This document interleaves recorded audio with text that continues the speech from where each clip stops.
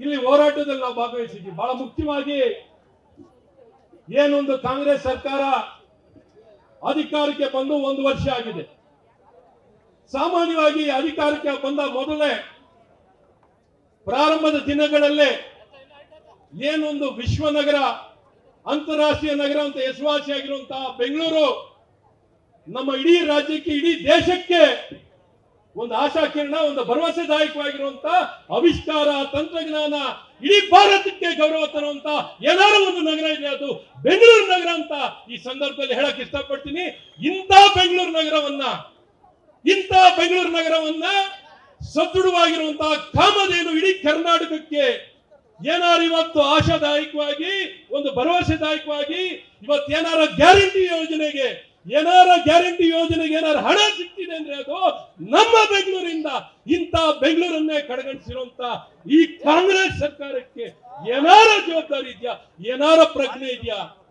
ಕೇವಲ ಸಣ್ಣ ಕೆಲಸಗಳು, ಊಳೆತ್ತ ಕೆಲಸನೂ ಮಾಡಲ್ಲ. ಊಳೆತ್ತದ ಕಾರಣ ಇವತ್ತು ಬೆಂಗಳೂರು ನಗರದಲ್ಲಿ ನಾವು ಕೊಟ್ಟಂತ ಹಣ, ಇವತ್ತೇನು ರಾಜ ಕಾಲುವೆಗಳನ್ನು ಮಾಡಲಿಕ್ಕೆ, ಕೆರೆಗಳ ನಿರ್ವಹಣೆಯನ್ನು ಮಾಡಲಿಕ್ಕೆ ಸಾವಿರಾರು ಕೋಟಿ ಕೊಟ್ಟಿದ್ದೀವಿ. ಇವತ್ತು ಸ್ಟ್ರಾಂಗ್ ವಾಟರ್ಗಳ ನಿರ್ವಹಣೆಯನ್ನು ಮಾಡಲಿಕ್ಕೆ ಕೊಟ್ಟಂತ ಹಣದಲ್ಲೂ ಕೆಲಸ ಮಾಡ್ತಿಲ್ಲ. ಈ ಸರ್ಕಾರದಲ್ಲಿ, ಕಾಂಗ್ರೆಸ್ ಸರ್ಕಾರದಲ್ಲಿ ಯಾವ ಗುತ್ತಿಗೆದಾರನು ಕೆಲಸ ಮಾಡಲ್ಲ. ಇಂಥ ಭ್ರಷ್ಟ ಕಾಂಗ್ರೆಸ್ ಸರ್ಕಾರದಲ್ಲಿ ನಾವು ಕೆಲಸ ಮಾಡ್ಲಿಕ್ಕೆ ಸಾಧ್ಯವಿಲ್ಲ. ಏನ್ ನೋಡ್ರು ಕಾಸು ಕೊಡು, ರಕ್ತ ಇರ್ತಿದ್ದಾರೆ. ಯಾವ ಗುತ್ತಿಗೆದಾರನು, ಇಂಥ ಕೆಟ್ಟ ಸರ್ಕಾರ 77 ವರ್ಷದಲ್ಲಿ ಎಂದೂ ಕಾಣದಂತ ಭ್ರಷ್ಟ ಸರ್ಕಾರ, ಇಂಥ ಕಾಂಗ್ರೆಸ್ ಸರ್ಕಾರದಲ್ಲಿ ಯಾವ ಗುತ್ತಿಗೆದಾರನು ಕೆಲಸ ಮಾಡ್ತಿಲ್ಲ. ಅದರ ಪರಿಣಾಮ ಬೆಂಗಳೂರಿನಲ್ಲಿ ಗುಂಡಿ, ಬೆಂಗಳೂರಿನಲ್ಲಿ ಅತಿವೃಷ್ಟಿ. ಎಲ್ಲಂದ್ರೆ ಇನ್ನ ಮಳೆ ಈಗ ಪ್ರಾರಂಭ ಆಗಿದೆ. ನಮ್ಮ ಸರ್ಕಾರದಲ್ಲಿ 100 ವರ್ಷದಲ್ಲಿ ಕಾಣದಂತ ಮಳೆ ನಮ್ಮ ಸರ್ಕಾರದ ಅವಧಿಯಲ್ಲಿ ಕಾಣುವಂತದ್ದಾಗ್ತು. 4 ವರ್ಷನೂ ಸತತವಾಗಿ ಮಳೆ. ಏನ್ ಬರೀ ಮಳೆಗಾಲನೇ ಇತ್ತು, ಬೇಸಿಗೆಗಾಲ ನೋಡ್ಲಿಕ್ಕೆ ಅವಕಾಶ ಇಲ್ಲ. ಈಗ ನೋಡ್ರೆ ಬರೀ ಬೇಸಿಗೆ 40 ಡಿಗ್ರಿಗೆ ಹೊಟ್ಟೋಗಿದೆ, ಮಳೆ ಇಲ್ಲ.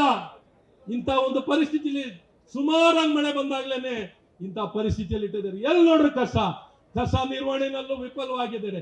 ಬಹಳ ದೊಡ್ಡ ಕೆಲಸ ಕೇಳ್ತಿಲ್ಲ. ಇವ್ರನ್ನೇನು ಅಭಿವೃದ್ಧಿ ಮಾಡಿ, ದೊಡ್ಡ ಫ್ಲೈಓವರ್, ದೊಡ್ಡ ರೋಡ್ ಮಾಡಿ ಅಂತ ಕೇಳಿಲ್ಲ. ಸಣ್ಣ ಕೆಲಸವನ್ನು ಮಾಡ್ಲಿಕ್ಕೂ ವಿಳಂಬವನ್ನು ವಹಿಸಿ ಯಾವ ಕೆಲಸ ಶೂನ್ಯ ಅಭಿವೃದ್ಧಿಯನ್ನು ಮಾಡ್ತಿದ್ದಾರೆ. ಒಂದು ಕಡೆ ಅಭಿವೃದ್ಧಿ ಇಲ್ಲ, ನಿರ್ವಹಣೆ ಇಲ್ಲ, ಇನ್ನೊಂದು ಕಡೆ ನಮ್ಮ ರಕ್ತ ಇರ್ತಿದ್ದಾರೆ. ಅತಿ ಹೆಚ್ಚಿನ ಟ್ಯಾಕ್ಸ್, ಕರೆಂಟಿನ ದರ ಹೆಚ್ಚಿಸಿದ್ದಾರೆ, ನೀರಿನ ದರ ಹೆಚ್ಚಿಸಿದ್ದಾರೆ, ಬಸ್ಸಿನ ದರ ಹೆಚ್ಚಿಸಿದ್ದಾರೆ, ಪ್ರಾಪರ್ಟಿ ಟ್ಯಾಕ್ಸಿನ ದರ ಹೆಚ್ಚಿಸಿದ್ದಾರೆ. ಏನನ್ನು ಕೊಡದೆ ಶಿಕ್ಷಣದಲ್ಲೂ ಇಲ್ಲ, ಆರೋಗ್ಯದಲ್ಲೂ ಇಲ್ಲ, ಗೋಪಾಲನ ಹೇಳ್ದಂಗೆ ಔಷಧಿ ಮಾತ್ರನೂ ಇಲ್ಲ, ಸಿಬ್ಬಂದಿನೂ ಇಲ್ಲ. ಈ ಪರಿಸ್ಥಿತಿ ಏನನ್ನು ಮಾಡ್ತಿದ್ದಾರೋ? ನಿದ್ರೆಯಲ್ಲಿರುವಂತ ಈ ಸರ್ಕಾರ ಬರೀ ಭ್ರಷ್ಟಾಚಾರ. ಇಡೀ ಸರ್ಕಾರದಲ್ಲಿ ನಮ್ಮ ಮೇಲೆ ಸುಳ್ಳು ಆಪಾದನೆ ಮಾಡಿದ್ರು. ಪೇ ಸಿಎಂ 40% ಅಂತ ಏನು ಇಲ್ಲದೆ ಆಪಾದನೆ ಮಾಡಿದ್ರು. ಇವತ್ತು ಸಂಪೂರ್ಣ ಹಣ, ಪೂರ ಸಂಪೂರ್ಣ ಹಣವನ್ನು ಲೂಟಿ ಮಾಡಿ ಏನ್ ಕೆಲಸ ಮಾಡಿರುವಂತ ಕೆಲಸಗಾರರಿಗೆ ಪೇಮೆಂಟ್ ಅನ್ನು ಕೊಡ್ಲಿಕ್ಕೆ ಇವತ್ತು ಯಾವ ಗುತ್ತಿಗೆದಾರರಿಗೂ ಪೇಮೆಂಟ್ ಮಾಡಿಲ್ಲ. ಇಂಥ ಭ್ರಷ್ಟ ಕಾಂಗ್ರೆಸ್, ಇವ್ರಿಗೆ ಯಾವ ನ್ಯಾಯ ಇದೆ? ಯಾವ ಮುಖ ಇದೆ? ಈ ಸರ್ಕಾರಕ್ಕೆ ಒಂದಿಷ್ಟು ಕಿಂಚಷ್ಟು ಆತ್ಮಲೋಕನ ಮಾಡ್ಕೊಳ್ಳಲ್ಲ, ಸ್ವಾಭಿಮಾನವೂ ಇಲ್ಲ, ಬೆಂಗಳೂರು ಬಗ್ಗೆ ಕಾಳಜಿ ಇಲ್ಲ. ಹೆಂಗಾರ ಬೆಂಗಳೂರು ಹಾಳಾಗೋಗ್ಲಿ, ಬರೀ ರಾಜಕೀಯದ ಭಾಷಣ, ಬರೀ ದ್ವೇಷದ ರಾಜಕಾರಣವನ್ನ ಮಾಡ್ತಿರುವಂತ ಈ ಕಾಂಗ್ರೆಸ್ ಸರ್ಕಾರವನ್ನ ಎಚ್ಚರಿಸಬೇಕು, ಎಚ್ಚರಗೊಳಿಸಬೇಕು. ಎದ್ದೇಳು ಬೆಂಗಳೂರು, ನಮ್ಮ ಇಡೀ ಬೆಂಗಳೂರಿನ ನಗರ ಜನನ್ನ ಎದ್ದೇಳಿಸಿ ಈ ಕಾಂಗ್ರೆಸ್ ಸರ್ಕಾರದ ವಿರುದ್ಧವಾಗಿ ಬಹಳ ಪರಿಣಾಮಕಾರಿಯಾಗಿ ಪ್ರತಿಭಟನೆ ಮಾಡುವಂತದ್ದಾಗಬೇಕು. ಈ ಕೊಲೆಗೆ ಸುಲಿಗೆನೂ ಆಗ್ತಿರುವಂತ ಈ ಕಾನೂನು ಸುವ್ಯವಸ್ಥೆನೂ ಸಂಪೂರ್ಣವಾಗಿ ಕುಸಿದಿದೆ ಆತ್ಮೀಯ ಕಾರ್ಯಕರ್ತ ಬಂಧುಗಳೇ.